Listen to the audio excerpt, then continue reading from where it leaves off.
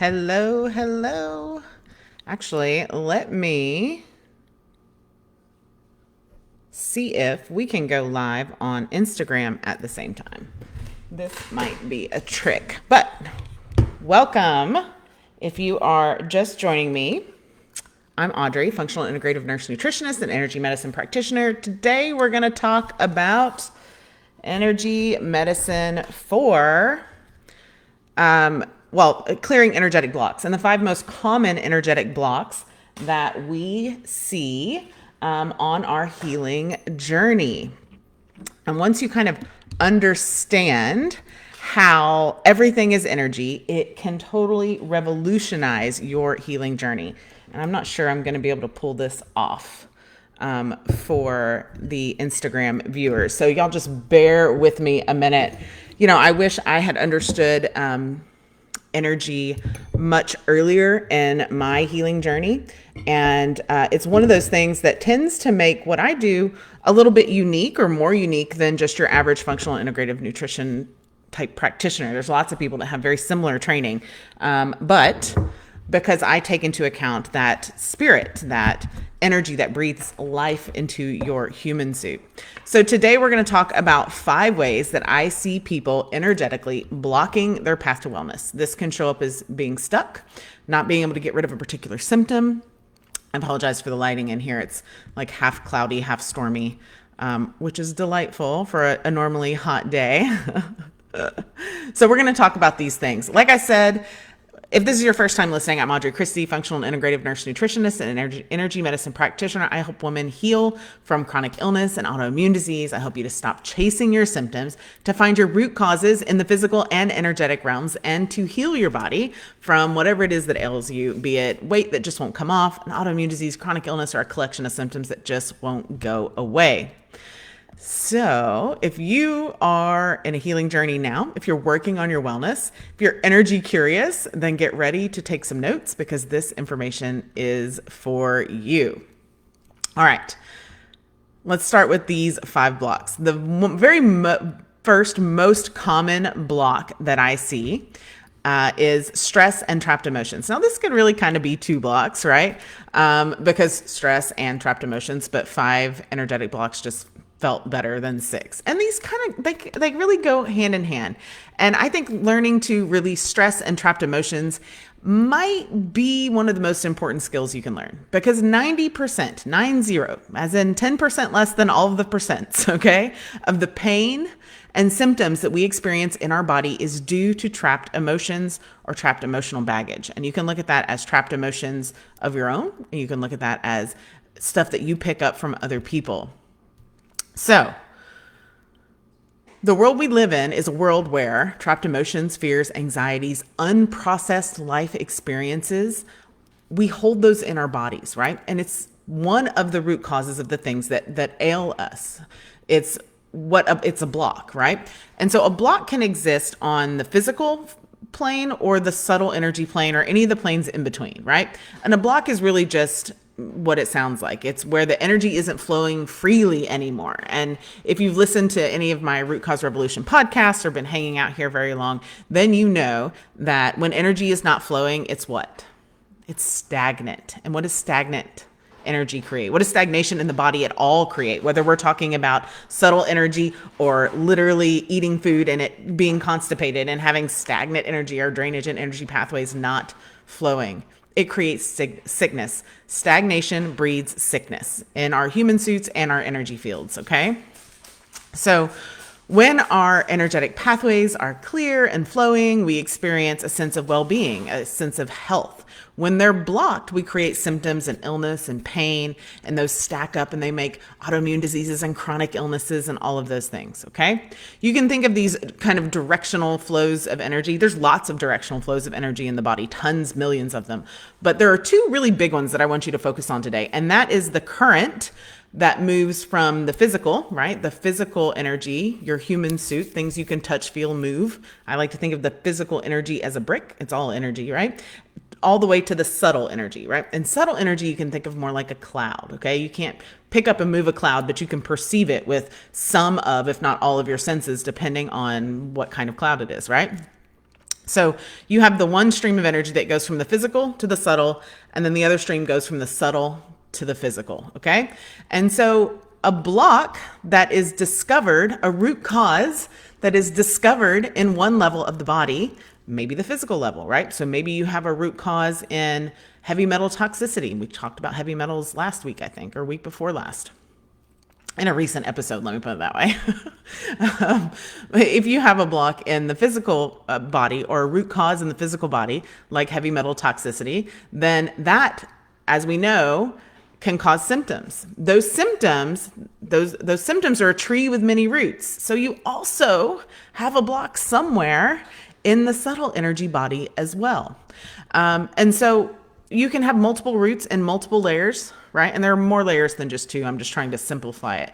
But often we're very quick to assume that a physical symptom has a cause on a physical level, and vice versa. When in reality, spiritual, emotional, energetic symptoms can have physical roots, and physical symptoms almost always have energetic roots of some kind.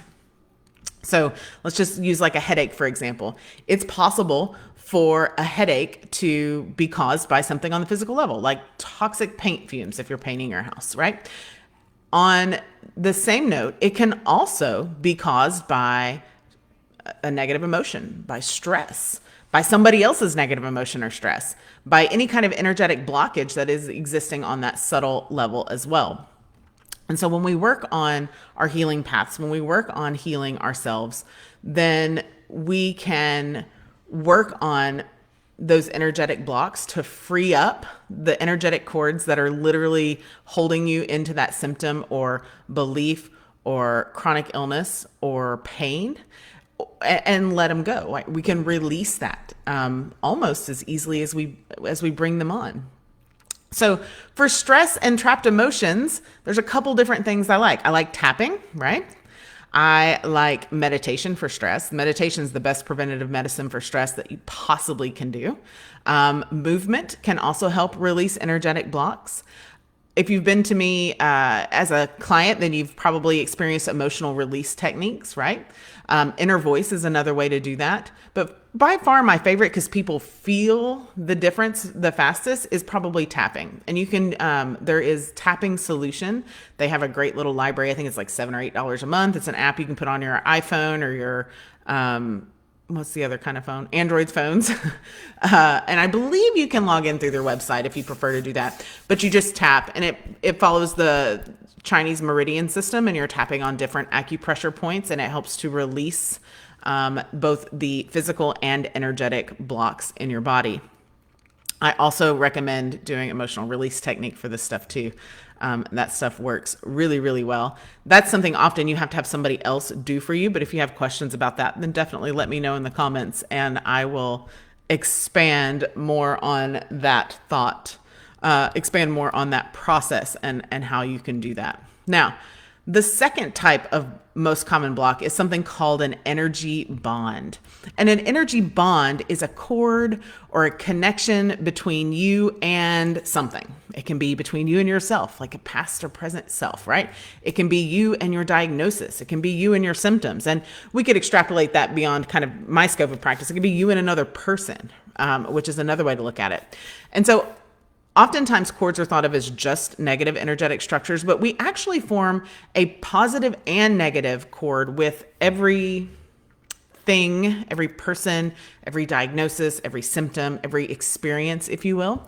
And so the positive type of cord or connection is, it has all the good things, like the lessons learned, right? The good times, the stuff that your spirit, soul, source, whatever you want to use for that term, is supposed to collect on its journey. So it collects all of that positive stuff, the fondness. It's a positive cord, and you never want to sever that one because it has all the good stuff, the stuff that you need, your soul needs along the way. And then the second type of connection is a negative cord. And a lot of people only hear of the negative cords because that's what people want to get rid of, right? That's what you want to focus on. But the second type is a negative cord. And that negative cord is very different from the positive because it has all the negative energies about your thing, your diagnosis, your experience. So it's the feelings that you had when you got your diagnosis or when you're in pain. It's the sense of inadequacy that maybe you feel. It's the rage that you feel about the unfairness, all of those things. All of this negativity is in this cord, and it's attached somewhere on your body in that subtle energy field. Okay. So you can't like, oh yeah, it's attached right here. It's not like that. But often, depending on what kind of connection you have to your human suit and what kind of connection you've developed to your human suit, you can feel where that is a connection on your body. Sometimes it's the feeling of a symptom shows up there. So you might be having right shoulder pain, and that is where an energetic cord is connected. And it could be a cord, so this cord cutting can help remove it. Now, it could be trapped emotions. And in that case, you're going to need to do something different. We talked about that in the Root Cause Revolution membership this morning, how to relieve that shoulder pain instantly by finding out if that pain is yours. And then if it is yours or not yours, how to get rid of it. The energetic part of the pain, and oftentimes it completely makes it go away. The first time I ever experienced somebody doing energy work on me, it was on knee pain, instantly went away. And that knee pain had been around for a while. I was to the point where I was actually probably fixing to go to the orthopedic physician to have it x-rayed and MRI'd and find out if I had torn something. Energy work, boom, gone completely. That was, I don't know, 13-ish years ago. Maybe 12-ish years ago. I think I've given the estimate between 12 and 13 years or 11 and 13 years. I had one child, but not the second. So sometime, and I wasn't pregnant because I was running, like training running. So sometime after 10 years, but not quite 13 years ago. So the point of all of that is that when you are trying to break up with a diagnosis or a symptom or a pain or something that is inside of your human suit, you want to get rid of that negative cord and keep the positive, right? And sometimes these negative cords sever themselves and there's nothing else to do. But sometimes they hang around for all sorts of different reasons. And when this happens, you can keep those unhelpful patterns, those unhelpful dynamics around the symptom or the pain or the diagnosis. I see it a lot with diagnosis. And so even though you feel like you're ready to move on consciously and you want to move on consciously, subconsciously, your body is still stuck in that dynamic because you have that energetic cord. So here's what you do. You do a cord cutting.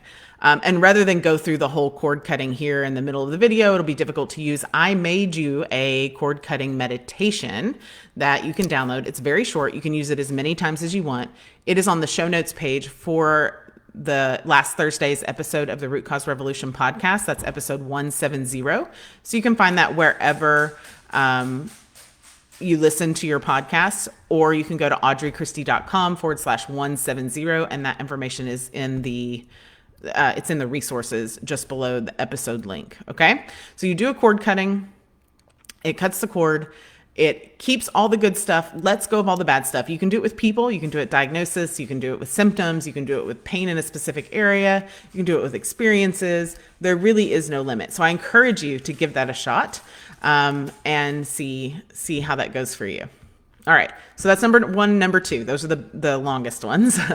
Number three is self-worth. And this is a big one. It's a huge one. And it's, in fact, we're going to do an entire group energy healing session on it in the Root Cause Revolution membership the week of the 22nd. If you're interested in information on that membership, audreychristie.com/membership gives you all the details.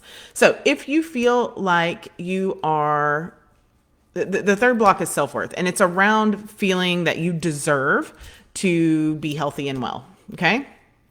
So often when we get a diagnosis, especially a long-term chronic diagnosis or symptoms that won't go away, you begin to identify as a sick person, as an autoimmune warrior, a chronic illness warrior, okay? And that energy around that is related to self-worth, and it is a block that keeps you stuck, okay?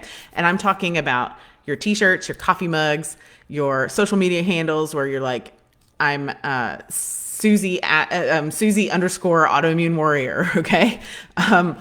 All of those things are keeping you stuck, and that feeling, the block is a limiting belief, right? So you really have to examine, who do you identify as? Who do you want to identify as? Do you identify as somebody who is sick or somebody who is well? Both of those options are available to you. You just have to understand what it is that you're working on attracting. Okay. Are you chasing wellness or chasing sickness? Or are you chasing wellness while feeling like you don't deserve it? Okay. So you have to really become aware of who and how you're identifying as in your chronic disease process, in your autoimmune process, in your wellness journey to find those blocks and shift them. Okay, the fourth one is living in fear, and sometimes more importantly, making decisions from fear, or more impactfully making decisions from fear. And so there are a few ways to deal with fear when you're trying to do things. Number one, face your fear, give it a name, okay, and then clear the block around it. Oftentimes, what you are thinking is happening or could happening is much, much worse, or is opposite, is not nearly as bad as what could happen, okay? Focus on your mindset and having a growth mindset. So turn whatever decision that you are making into an opportunity to have faith and trust that you are making a decision from the right place, especially if you're tuning in and getting quiet and finding that decision yourself. Hi, Sherry. Sherry says so true. Thanks, love. It's really important to identify, notice, see where you're living in fear so that you can shift that. Okay, so number 4 is living in fear and making decisions from fear. And then the last one is support.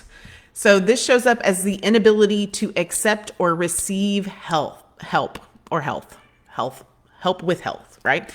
So for many of us, we're DIYers. I'm a DIYer, which is why I offer so much DIY stuff, right? It's why I offer things like the Root Cause Revolution membership, because I am much better personally at digesting and putting information to use on my own versus working one-on-one, right? I like the collective community energy. It feeds my solar plexus. It's part of my human design.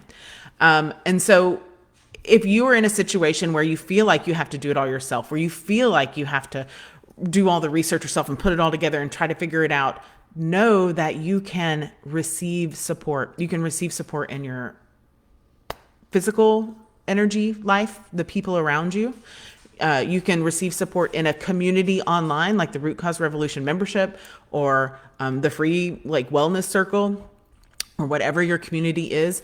You can receive support from your spiritual team, whatever that looks like for you on the subtle energy realm. Okay. So don't let your issue, your block around support stop you from receiving the support that you need to heal, to move forward on your healing path. And this is also a good time to let you know that if you're looking to DIY your healing journey with lots of support, practitioner-led component, energy medicine component, then you really have to check out the Root Cause Revolution membership, audreychristie.com/membership, I believe is how you get there. It is a monthly membership program. We have an incredible community there, and the membership is jam-packed. People tell me all the time it's made more difference for them than thousands of dollars they've spent on coaches and courses and functional med docs and hours they've spent on research. So we do live Q&A calls, an energy healing session every month. We do a master class, and there's a whole library of videos and assessments and all kinds of stuff. Plus you get savings on practitioner grade supplements, lab tests, and a private forum that is not on Facebook. So that's cool. audreychristie.com/membership. But yes, you have to be able to accept the support around you, whatever that looks like. And I get it. I talk to people every day who don't have support systems or don't have good support systems. And that's a real thing.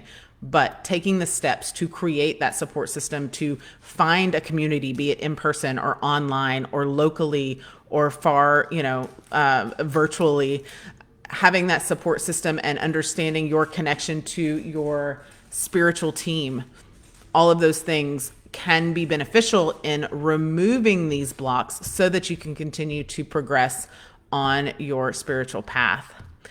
Let's see who's joining us. Hi, Lori. Hi, Sherry. Hi, Tara. Tara says it's peace of mind, support, healthy advice, and excellent care. Thank you so much, Tara. Thank you. Thank you. Sherry says so many people stay in a victim mentality, are not even aware they are in the bondage to their circumstances. Yes, yes, yes, yes. Very, very true. Very true.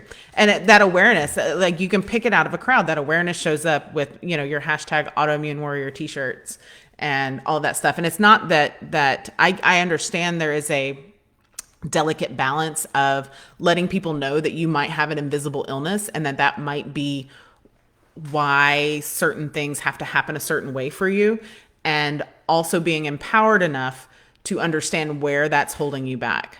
And so really my favorite tool for this, the easiest tool for this, for all of it, is probably the cord cutting, because you can cut cords on so many different things. So definitely check out that free download. It's just a few minutes. Find quiet. I think it's it might be 8 minutes, I want to say, but it's a quiet, less than 10 minutes to get clear on your energetic blocks and how to cut those cords and release them. So let me see. Let me make sure I covered everything I wanted to talk about. So to wrap this up, if you have only one takeaway from all of this, know that chronic disease is preventable. Autoimmune and chronic disease or collection of symptoms is 100% capable of being healed. Don't let anyone else tell you otherwise. Make sure you're taking care of the energetic side of things too, because that's the reason why so many people get stuck. They get stuck. They hit a plateau. They make progress and they take 2 steps back and then 3 steps forward and then 1 step back. Okay. You can eliminate that stuff by getting rid of the energetic blocks as well.